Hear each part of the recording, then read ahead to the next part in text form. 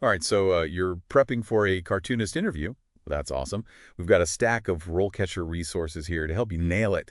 Career guides, interview guides, even some info on how their AI tools can give you a real edge. Yeah, it's a competitive field, but with the right preparation, you can absolutely stand out. We'll be focusing on common questions, the why behind them, and how to craft answers that showcase your unique skills and passion. And we'll sprinkle in some career insights along the way. So you're not just ready for this interview, but for building your entire cartoonist career.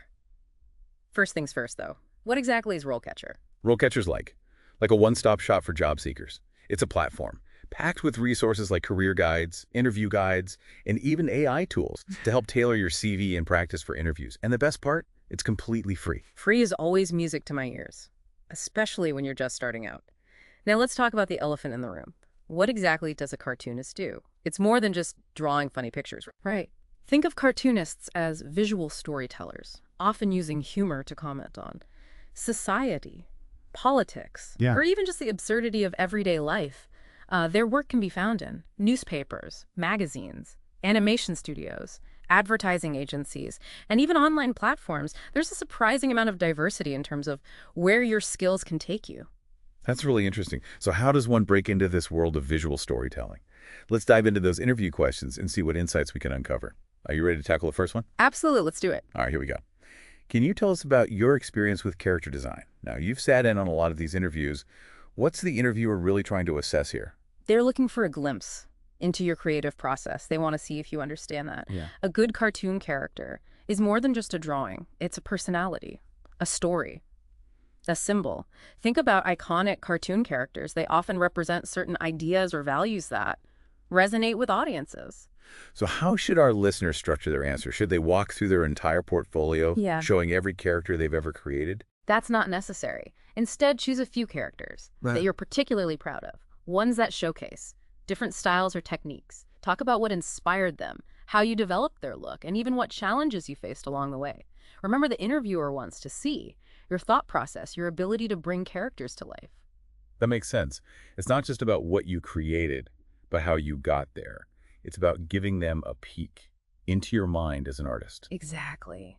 And don't be afraid to. Let your passion shine through. Let the interviewer see how much you love creating these characters. I love that. Enthusiasm is contagious. Here's a unique tip for our listener. Think back to your childhood. What characters did you love drawing as a kid? Sharing that can add a personal touch and demonstrate your lifelong love for this art form. That's a great idea. It shows that this isn't just a job for you. It's a passion that's been with you for years. Now I know RoleCatcher provides a sample answer for this question. But remember, it's just a starting point. It's important to personalize it with your own experiences and creations. Right. You don't want to sound like you're reading from a script. You want your personality to shine through. Okay, let's move on to the next question. How do you stay up to date with current trends in the cartooning industry?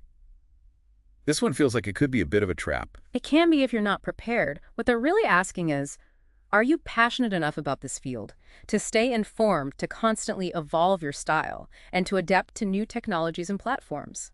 The cartooning landscape is constantly changing, so it's crucial to show That you're keeping up. So how do we avoid falling into the I only read classic comics hole? Easy. Highlight your proactive approach to learning. Talk about industry publications you follow, websites or blogs you read, social media accounts that inspire you. Specific sources demonstrate you're actively plugged in. To the cartooning world, you can even mention a recent trend that caught your eye and why it interests you. Ooh, I like that.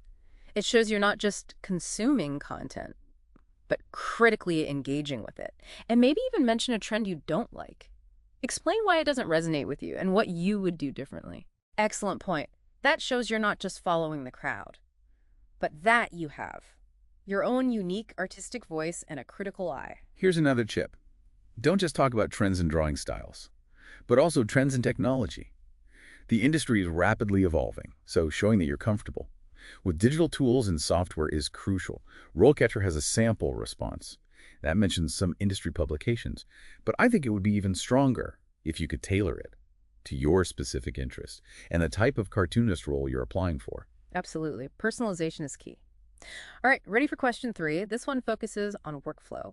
Can you describe your workflow when creating a cartoon strip? Let's break this down. What are they really looking for when they ask this? Are they trying to catch us out? with some super specific industry jargon. Not necessarily. They're primarily interested in your organization and process. They want to know if you have a systematic approach, can manage your time effectively, and can deliver quality work consistently. Think of it like this. You're not just an artist, you're also a project manager. For your own creative work. I love that analogy.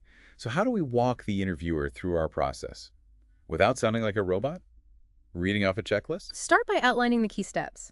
From brainstorming and sketching to inking, coloring, and finalizing. You can mention the tools or software you use, but the focus should be on your thought process at each stage. For example, how you research a topic, how you choose your visual style, or how you make sure your punchline lands just right. It's all about those little details, right? The things that make your process unique. Exactly. Inject some personality into your description. Maybe you have a quirky habit while you work, like listening to a specific genre of music or always having a cup of tea nearby. Those little details make you more memorable. I know the RoleCatcher guide provides an example answer that walks through the brainstorming process, but I encourage you to go beyond that. Talk about the challenges you faced in your workflow and how you overcame them. Maybe you had to adjust your process to meet a tight deadline or incorporate feedback from a client. That's a great point. It shows that you're adaptable Yeah. and can handle those real-world situations that every cartoonist faces. Okay, let's take on question 4. Can you tell us about a time you had to work under a tight deadline? I can feel the pressure building already. Deadlines are a fact of life in the cartooning world. So it's a question you're bound to encounter. They want to see if you can handle the heat, prioritize effectively, and deliver high-quality work. When the clock is ticking, think about a time when you not only met a challenging deadline, but exceeded expectations. What steps did you take to stay on track? How did you manage your time? What did you prioritize? It's all about showcasing your skills, problem-solving skills, and your ability to stay calm under pressure, right? Precisely. And if possible, quantify your success. Did you finish a day early? Did you receive positive feedback? Despite the time crunch, those details make your story more compelling. RoleCatcher provides an example where they talk about breaking down the project into smaller tasks. Right. But I think it would be even better if you could talk about a specific project that really put your deadline management skills to the test. I like that. Shows you've got real-world experience handling those high-pressure situations. Okay, ready for question 5? This one delves into the emotional side of things. How do you handle constructive criticism of your work? Nobody really enjoys criticism, but I guess it's a necessary part of the creative process, right? It absolutely is. Every creative field involves feedback, and how you handle it says a lot about you as an artist. They want to see if you're open to it, if you can learn from it, and if you can use it to grow and improve. So how do we avoid sounding defensive? Yeah. Because let's be real, even the most well-intentioned criticism can sometimes sting. The key is to frame it as a positive. Talk about how you actively seek feedback from trusted sources, fellow artists, mentors, or even online communities. Emphasize that you view criticism as an opportunity to learn and refine your craft. It's not about being a pushover, but about having a growth mindset, right? You want to show that you're constantly striving to improve. Exactly. And if you have a specific example of how you incorporated feedback to improve a piece, share it. It demonstrates your willingness to listen and adapt. That's a great point. It shows that you're not just passively accepting feedback, but you're actively using it to become a better artist. Now, I know RoleCatcher provides an example answer that talks about listening objectively and understanding the perspective of the person giving the feedback. But I think it's important to go beyond that. I agree. Think about a time when you received criticism that was difficult to hear, but ultimately helped you grow. As an artist, sharing that kind of experience shows that you're not afraid to face challenges head on and that you're committed to continuous improvement. I love that. It adds depth and authenticity to your answer. All right, we've tackled 5 interview questions already. Feeling prepared to take on the next 5? Bring it on. We'll dive into those after a quick break, and then we'll explore some career insights that'll help you navigate the world of cartooning beyond the interview room. All right, let's jump back into those interview questions. Up next, we have, how do you balance creativity with meeting client expectations? So this one's a classic, especially for freelancers or those working in commercial settings. Yeah, it's the age-old struggle for creatives. Staying true to your artistic vision, while also delivering what the client wants. What are interviewers really looking for here? Is it just about being a yes person? Not at all. They want to know if you can find that sweet spot between artistic expression and client satisfaction. It's about being a good communicator, collaborator, and ultimately someone who can bring a client's vision to life, while also infusing it with your own creative flair. So how do we strike that balance in our answer? Should we talk about specific time when we had to compromise on a design? Absolute. Sharing a concrete example is always a good strategy, but instead of focusing on the compromise itself, emphasize the communication and collaboration involved. How did you listen to the client's needs? How did you present your ideas in a way that aligned with their vision, while also showcasing your creativity? Did you have to gently push back on any request? And if so, how did you handle that conversation? Yeah, it's almost like you're a translator, bridging the gap between the client's ideas and your artistic interpretation. And sometimes you have to advocate for your creative choices, explaining why a certain approach might be more effective. Exactly. It's about being assertive, not aggressive. Now, I know the RoleCatcher Guide offers a sample answer that emphasizes understanding the client's perspective.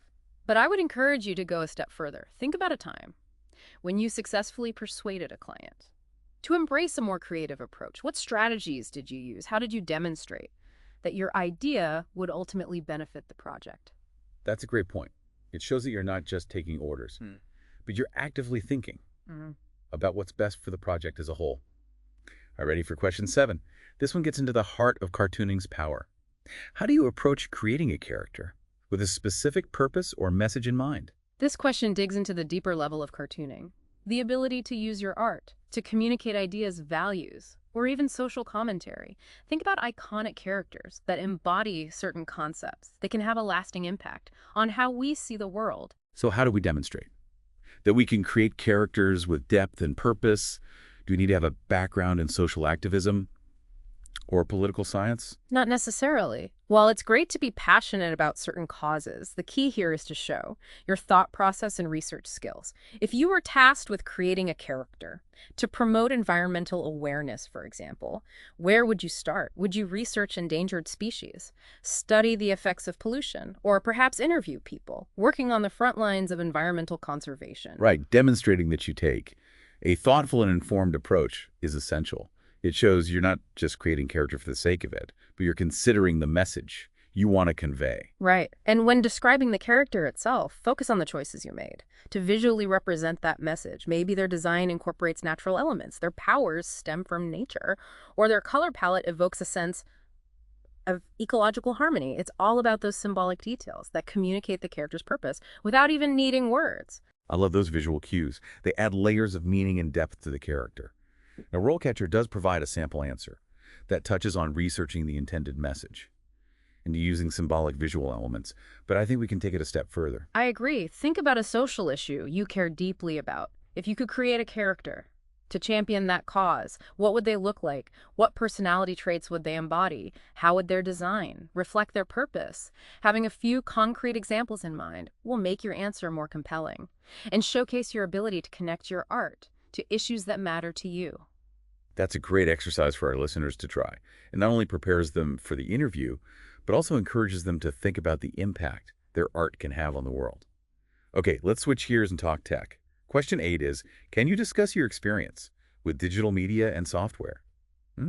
I have a feeling this one is pretty crucial. In today's world, Absolutely. The cartooning world has embraced digital tools, and interviewers want to know you've kept up with the times.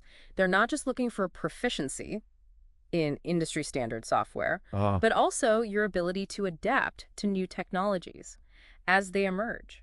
so should we rattle off a laundry list of every drawing app we've ever downloaded? Not quite. Focus on the programs that are most relevant to the job you're applying for. If it's animation, highlight your skills in software, like Adobe Animate or Toon Boom Harmony. If it's comic book illustration, mention your experience with programs like Clip Studio Paint or Procreate. And don't just list them, give concrete examples of how you've used them in your work. Did you create a complex animation sequence using a particular technique? Did you utilize specific brush settings to achieve a certain style? Those details make your experience come alive. Show, don't tell, right? It's one thing to say you're proficient in a program, but it's much more impressive to demonstrate how you've actually applied your skills. And what if you lack experience with a particular program that's mentioned in the job description? Should you just pretend you're an expert? Honesty is always the best policy. It's perfectly fine to acknowledge that you haven't used a specific program before, but emphasize your willingness to learn. Maybe you've already started experimenting with tutorials or online courses. Showing initiative and a desire to expand your skill set goes a long way. The RoleCatcher Guide provides a basic answer that mentions being comfortable learning new software. But I would suggest adding some specifics. Which programs are you eager to learn? What steps have you already taken to familiarize yourself with them? That's great advice. It shows that you're not afraid to step outside your comfort zone and embrace new challenges. Okay, ready for question 9. This one seems designed to test our resilience. Can you tell us about a particularly challenging project you worked on? I can already feel the sweat forming on my brow. Don't worry, this is a common interview question. And it's not about showcasing perfection. They want to see your problem-solving skills, your resilience, and your ability to learn. From setbacks, remember every creative project has its hurdles. So how do we spin this into a positive story without sounding like we're complaining about past projects? Choose a project that genuinely pushed you outside your comfort zone, but focus on how you overcame the challenges. Did you have to learn a new technique under pressure? Did you collaborate with others? To find creative workarounds, did you have to push yourself? To meet the demands of a complex brief, it's about demonstrating your ability to adapt, persevere, and find solutions.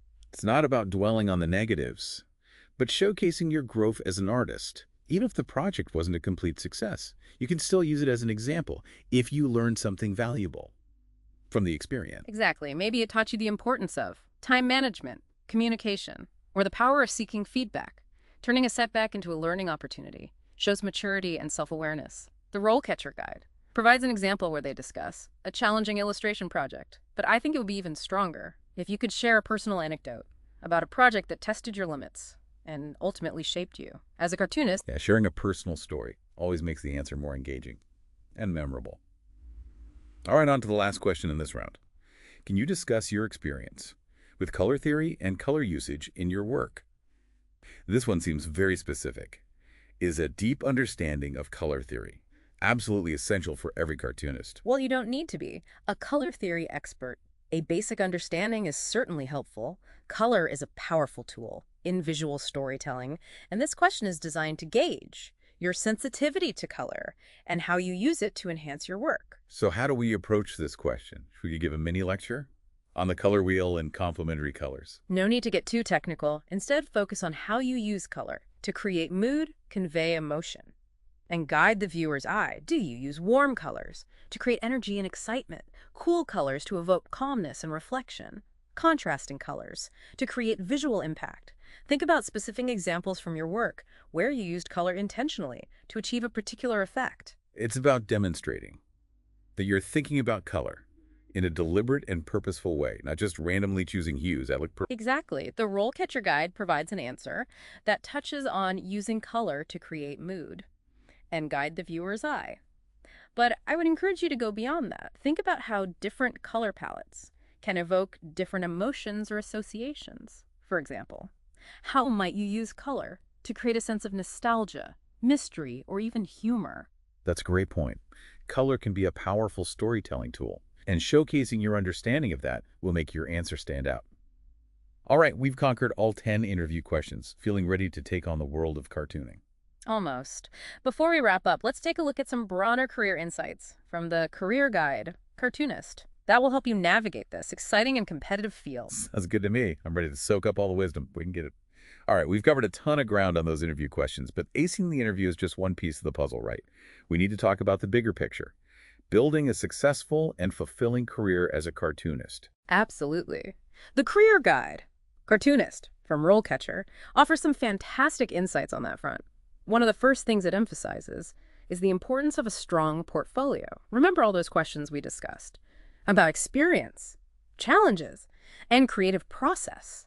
Your portfolio is where you get to showcase all of that in a visual format. It's like your artistic resume, right? Yeah. But instead of bullet points, you've got eye-catching illustrations and captivating characters. Exactly. And just like a resume, your portfolio should be tailored to the specific type of cartoonist role you're pursuing. If you're interested in animation, include character designs, storyboards, and animation samples. If editorial cartooning is your passion, showcase your ability to comment on current events with wit and visual impact. So it's not just about throwing every drawing you've ever done into a folder and calling it a day. It's about being strategic and highlighting the skills and experiences that align with your career goals. Precisely. And remember those interviewer insights we discussed. Your portfolio should demonstrate your ability to create engaging characters, tell compelling stories visually, and even tackle those deeper themes or messages that resonate with audiences.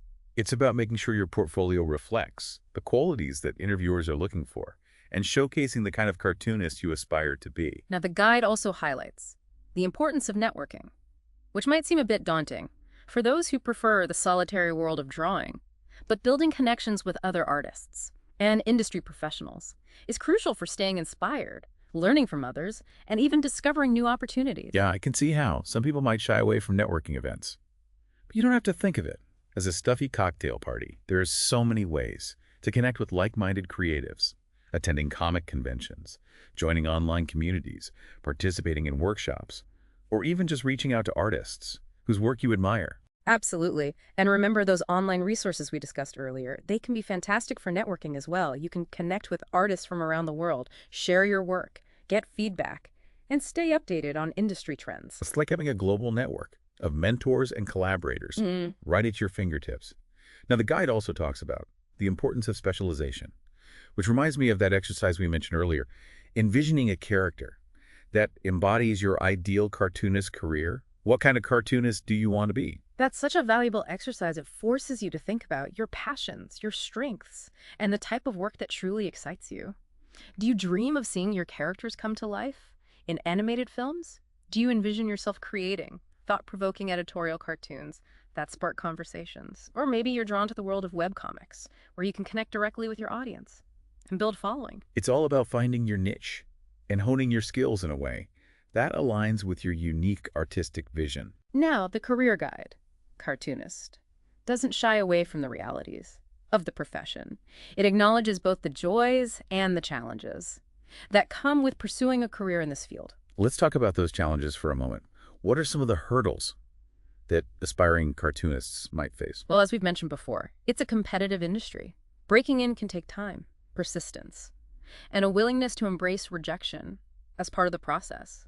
And income can be unpredictable, especially for freelancers, who often juggle multiple projects and clients. So it's not always a steady paycheck. Yeah. And a glamorous studio. But what about those joys? What makes all the hard work worth it? For many cartoonists, it's the opportunity to do what they love every day, to bring characters to life, tell stories, make people laugh, and even spark important conversations. Through their art, there's a real sense of fulfillment that comes from connecting with audiences and seeing your work resonate with others. Yeah, it's about more than just drawing skills. It's about passion, creativity, and a desire to make a mark on the world, one cartoon panel at a time. And speaking of making a mark, let's loop back to RoleCatcher and those AI tools we mentioned earlier. They can be incredibly helpful in not only prepping for interviews, but also tailoring your CV and portfolio to stand out in a crowded field. I'm still blown away by that. AI-powered interview practice feature, getting feedback on your delivery, body language, and even tone of voice. It's like having a personal coach in your pocket, helping you refine your presentation skills and boost your confidence. Exactly. And remember those applicant tracking systems we talked about? They're basically AI gatekeepers that scan your CV for keywords and skills. RoleCatcher's AI CV tailoring tool can help you optimize your CV to get past those digital gatekeepers and land in the hands of a human recruiter. It's like having a secret weapon in the job search process. And I love that RoleCatcher's AI can also help you identify skills gaps you might have overlooked. Sometimes we're so focused on our artistic abilities that we forget to highlight those other crucial skills: communication, collaboration, time management, and even business acumen. Those are all essential skills for any cartoonist, whether you're freelancing or working in a studio setting. So there you have it, a deep dive into the world of cartoonist interviews, career insights, and how RoleCatcher's AI tools can give you a real advantage in this exciting and competitive field. We've covered a lot of ground today, from dissecting interview questions to exploring the broader landscape of the cartooning profession. But before we wrap up, I want to leave our listeners with that thought-provoking question we mentioned earlier. If you could create a cartoon character that embodies your ideal cartoonist career, what would they be like? What would their powers be? What challenges would they face? What would their ultimate triumph be? That's a fantastic question to ponder. It can help you clarify your goals, identify your strengths, and even navigate those inevitable challenges that come with pursuing any creative career. So to all the aspiring cartoonists out there, keep sketching, keep dreaming, and keep pushing the boundaries of your creativity. We're cheering you on every step of the way.